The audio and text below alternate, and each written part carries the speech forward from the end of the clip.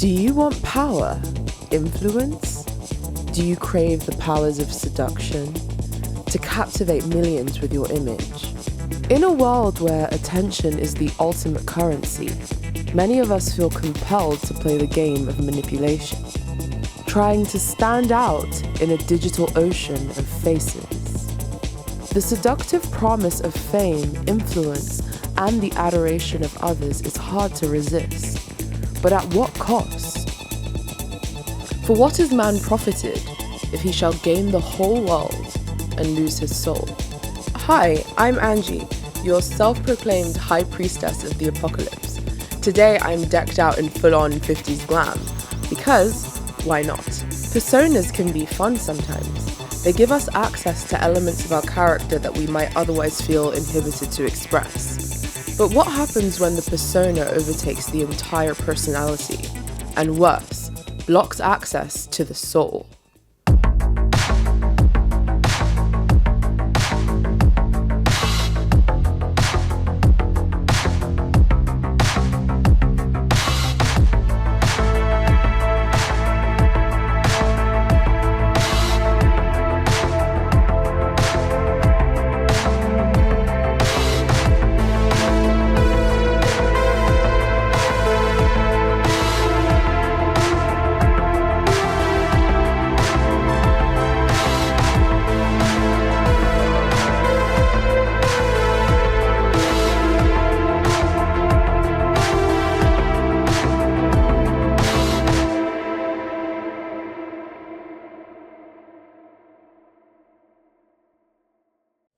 Introduction: The Persona Trap. Robert Greene is the anti-Jung of the 21st century. Favorite author of rappers like 50 Cent, constantly cited by celebrities and influencers alike as their secret guide. The best advice was Robert, I'm not sure if you're familiar with Robert Greene. He wrote the 48 Laws of Power. He wrote 33 Strategies of War and the Art of Seduction. Greene's work, with its tactical Machiavellian strategies, has become a roadmap for anyone trying to climb the ladder in our hyper-competitive, image-obsessed world. It's kind of poetic in a way, if you squint and ignore all of the psychopathic will-to-power stuff. Rappers like the now infamous Diddy, 50 Cent, and Jay-Z swear by the 48 Laws of Power. Influencers on Instagram quote the art of seduction between hashtag ad posts and aesthetic mood boards. In a culture where success is measured by likes and followers, and even clicks, Greene's garish brand of self-optimization fits perfectly into the ethos of the attention economy. Be ruthless, be cunning, be anything but authentic. It's basically social Darwinism meets viral marketing. Let's be honest, Greene's work taps into something primal. His rules about concealing your intentions, playing on people's emotions, and weaponizing charm, they're not new.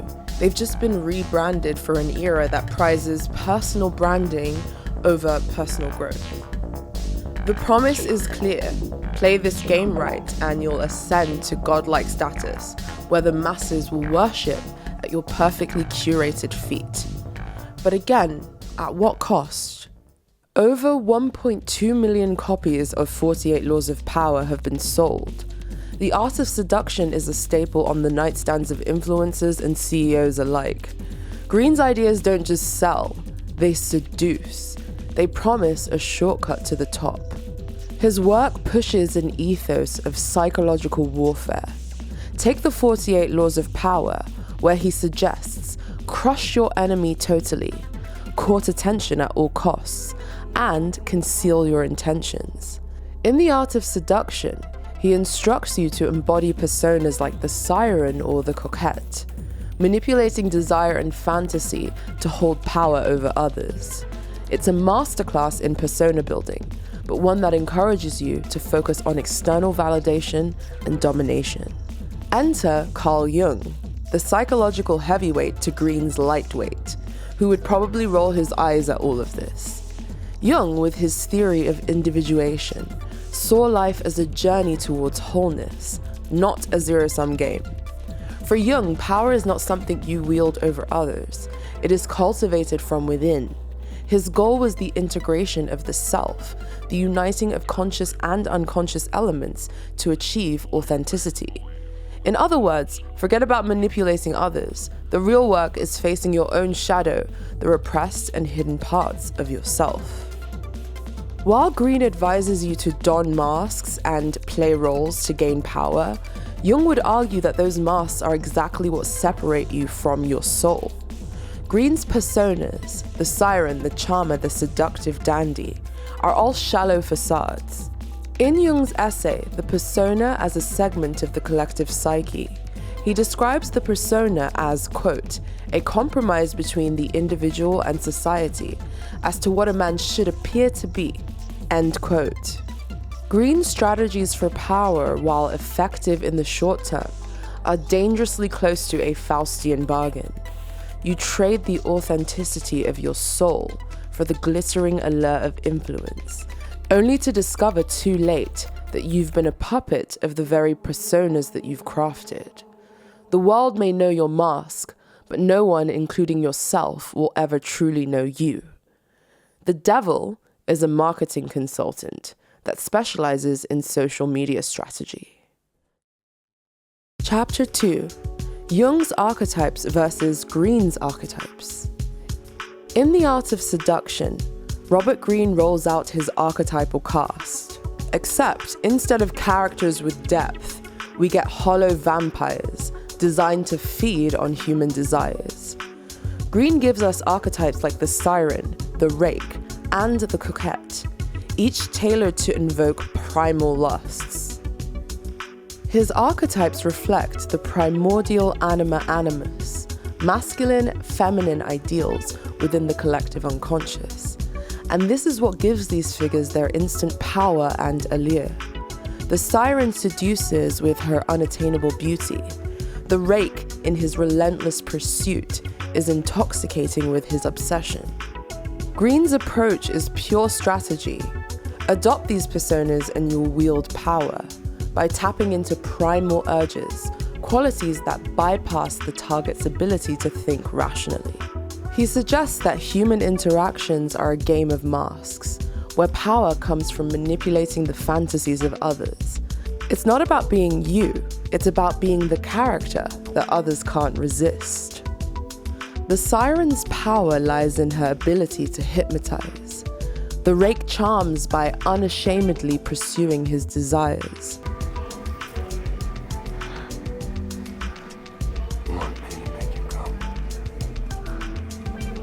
The Coquette plays a game of hot and cold. The star dazzles you before you've even had a chance to hear them speak. The charmer seduces you with the appearance of luxury and sweet words. The charismatic possesses you with their infectious energy. The ideal lover mirrors all of your interests. Dandies play with gender, and naturals charm us with the ease of children. Tap into someone's fantasy, and voila, you've got control. Greene writes, quote, when your target sees you as the embodiment of their fantasy, they will find themselves mesmerized, no longer able to think rationally, end quote. The personas are tools, weapons in a psychological battle, and the more archetypes you can master, the more control you can exert. Jung would probably look at this and give a long, weary sigh. For him, archetypes like the anima and the animus represent deep, universal energies rooted in the collective unconscious and are not meant to be trifled with. Anyone who's ever been in an illicit affair, toxic romance, or unrequited love situation will understand this. Although projecting an ideal onto someone or embodying someone's ideal can feel intoxicating and empowering, it does little to create a foundation for the long term. All you really get is passion that quickly fizzles out, most of the time in destructive and painful ways. And worst of all, one is left with the hollow feeling of not really ever being known or knowing the other person. When masks get involved, the soul, the true seat of love, is pushed into the darkness. Archetypes are not meant to be played with. They're meant to be integrated into the self through individuation. Rather than exploiting these forces, Jung believed they were vital to self-knowledge and wholeness, essential steps towards psychological maturity. Archetypes like the anima, the feminine soul in men, and the animus, the masculine soul in women, are not meant to be manipulated but harmonized within us. Jung writes, quote, "The persona is that which in reality one is not, but which oneself as well as others think one is." End quote. For Jung, pretending to be an archetype, whether the Siren or the Coquette, distorts the purpose of archetypes. Greene's reading of archetypes is very surface level. Instead of integration, Greene's strategy is to flirt with these energies and distort them into tools for control.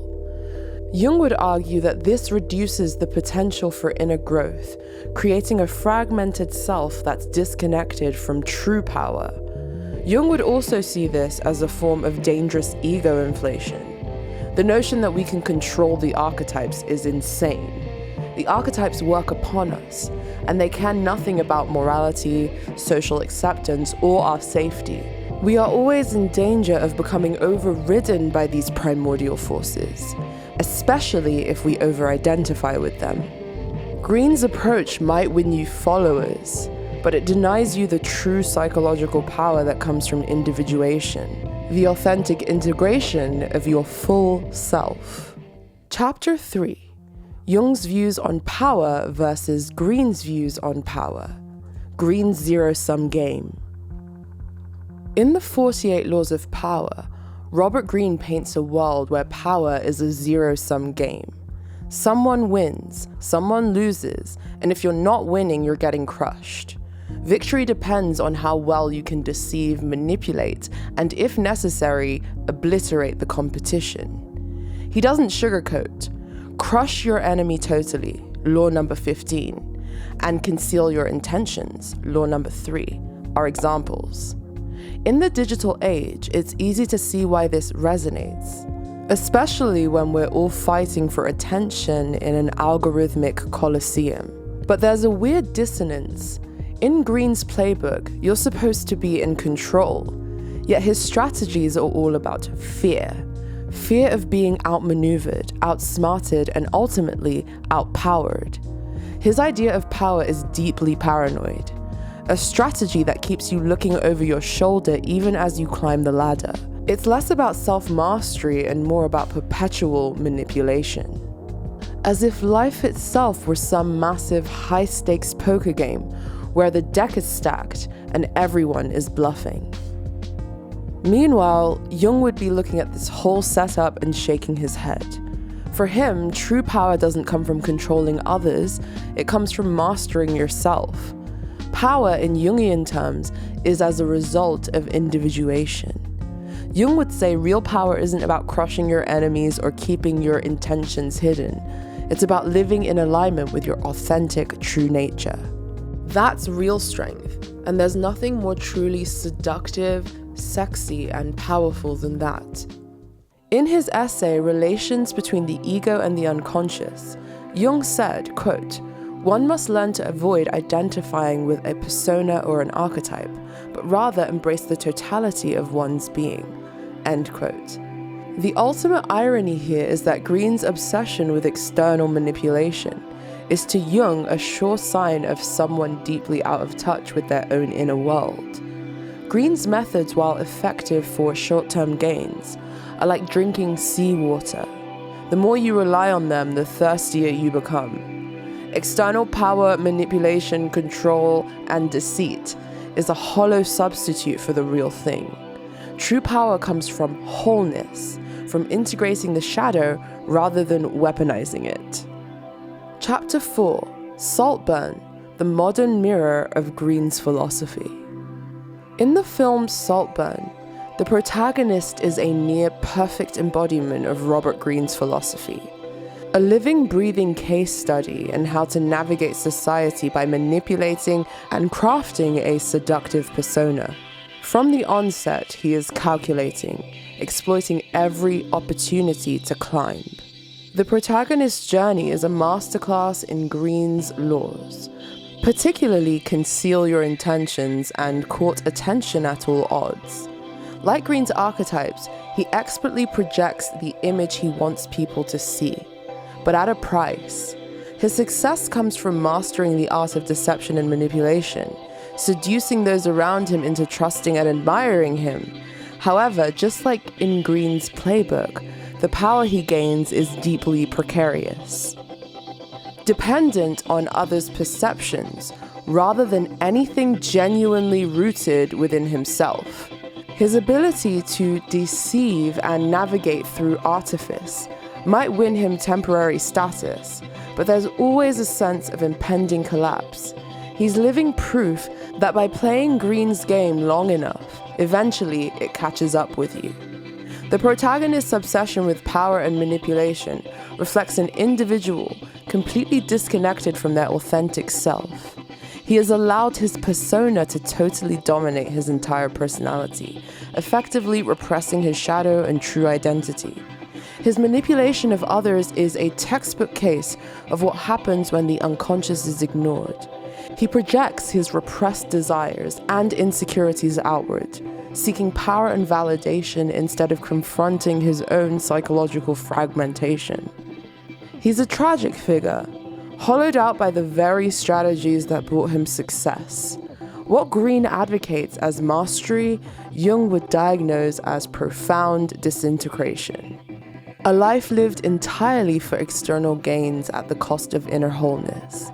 The manipulator in this case becomes the ultimate victim, a scum-drinking bottom feeder, forever stuck coveting connection and grasping at heirs. There are way too many of these types walking around the world today. Chapter 4: Marilyn Monroe and the tragic price of playing the anima. Marilyn Monroe might be the most iconic example of someone who became imprisoned by an archetype, specifically the anima, Jung's idealized feminine energy. Her life reads like a tragic case study of someone who mastered the art of seduction, embodying Greene's archetype of the Siren, yet paid the ultimate price for it. Mary-Louise von Franz, a close student of Jung, identified Monroe as the living embodiment of the anima, a role she felt compelled to play to fulfill deep, unresolved psychological wounds from childhood. When a man idealizes a woman and projects his anima onto her, he gives her tremendous power. Why is it dangerous for women to identify with that projection? Or like Marilyn Monroe, to become the love goddess and live out his desires? Because, as we know from the life history of Marilyn Monroe, she did not live her own life. She acted all the time the anima of men.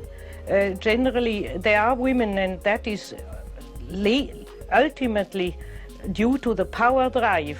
When women discover that if they are beautiful, they can exert a magic power over men, then they take to acting all the time the anima. We are even in our jargon sometimes talking about anima women. Those are women who find out how to act the anima to men. And because this is not love but pure power drive, it is destructive to the men and to themselves.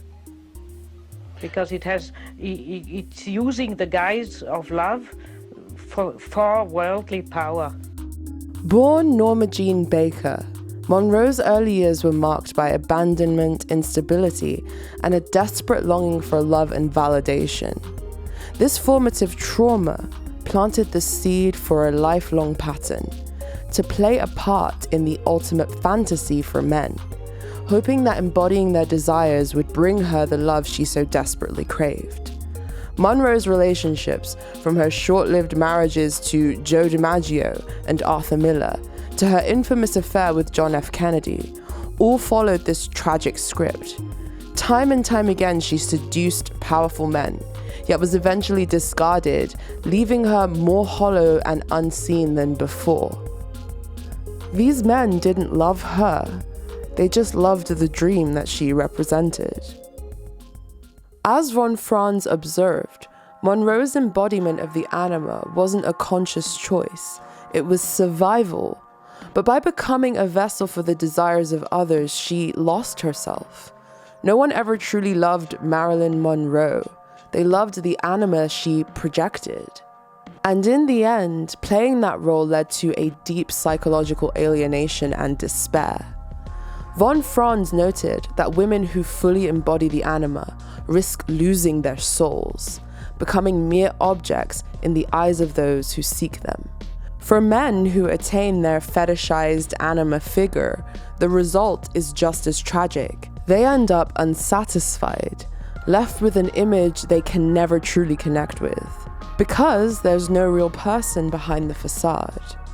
As Greene's archetypes lure in others through fantasy, so too did Monroe, and the hollowness that followed was inevitable. And then there's the manic pixie dream girl, the quirky, carefree indie version of Marilyn Monroe's anima that and let's face it, many of us grew up seeing in movies and trying on for size. She's not as glamorous as Marilyn Monroe, but she's another form of the idealized feminine that appeals to men, looking for someone to shake up their lives while remaining unattainable and unknowable. Think of the art of seduction's Coquette, who teases and entices while never fully giving herself. Growing up shy and awkward, adopting elements of this trope seemed like a cheat code. Playing into these traits felt like a way to attract attention, to be desired. But just like Marilyn Monroe's Siren, the manic pixie dream girl is nothing more than a persona, a mask that attracts but never truly connects. Jung's theory of personas and shadow comes into play here. While the persona might draw people in, it blocks genuine connection. Beneath the surface, the shadow, the parts of yourself that remain unseen and unacknowledged, grows, creating a split between the performance and the real self. This dynamic reflects Monroe's tragedy. Both the manic pixie and the siren are surface-level projections that prevent true intimacy, leaving both the performer and the audience emotionally starved. Ultimately, the desire to be desired, to be the anima, conflicts with the need to be known. Greene's philosophy might encourage us to play these roles, but Jung would warn us that in doing so, we lose ourselves entirely, trading authenticity for adoration, and coming away with neither. The very, very contemporary version of this is the modern e-girl. Women who embody a digital fantasy, seduced by the allure of internet fame, endless male attention, and worldly power. But needless to say, there are far too many cases where this ploy ends in tragedy and infamy. Conclusion: the Faustian bargain of persona-driven power, the soul at stake. So here we are, after all the manipulations, masks, and careful calculations. We arrive at the inevitable question: was it worth it? Robert Greene's philosophy, seductive in its cold-blooded practicality, might get you what you want if what you want is temporary power and the thrill of attention, and perhaps a dash of hollow adoration. But when the applause fades and the lights go down, what are you left with? Do you even respect the targets of your seduction? Does their admiration actually fulfill the void within? As Carl Jung would tell you, once the persona takes over, the soul is truly in jeopardy. This is where Greene's entire playbook starts to feel like a Faustian bargain.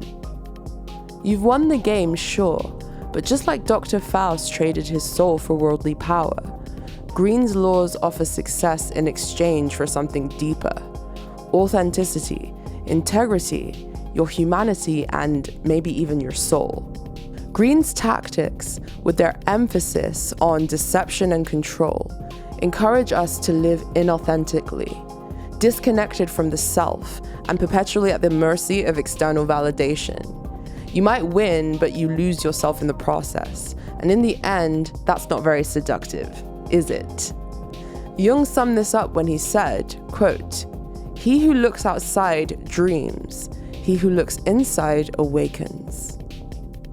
Greene's philosophy traps you in a waking dream, one where you're constantly chasing external power, while your soul drifts further and further from the shores of reality. Thank you so much for watching this episode of Depth Diaries, and I hope it gave you plenty of food for thought. Please be sure to like, subscribe, leave comments, engage with the video in any way possible because it really helps me in the algorithm, and this is a new channel. And thanks so much for helping me reach 1,000 subscribers so soon in my journey with this new channel. I'm super grateful, and there's so much more to come. If you're interested in hearing from me weekly, you can check me out on my podcast, Mystic in the Machine. There's a link in the description. And if you would like to support this channel, I also have a Patreon where next month for Halloween, we're going to be starting book club again. And we're going to be tackling Carl Jung's Ion. I also offer tarot readings there as well. Thanks so much again for watching, guys, and I will catch you again in another 2 weeks with a fresh take.